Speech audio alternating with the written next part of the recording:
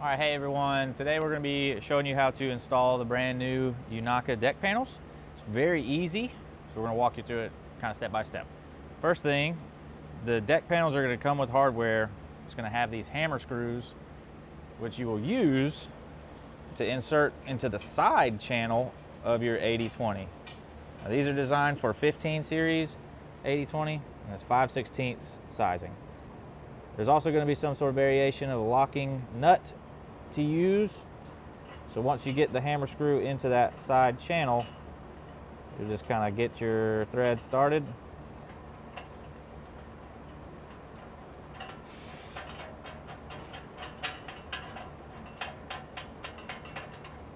And once you get it to where it's snug, you're going to take a box wrench. I have a ratcheting box wrench because it's going to make life easy, and you'll start to tighten it.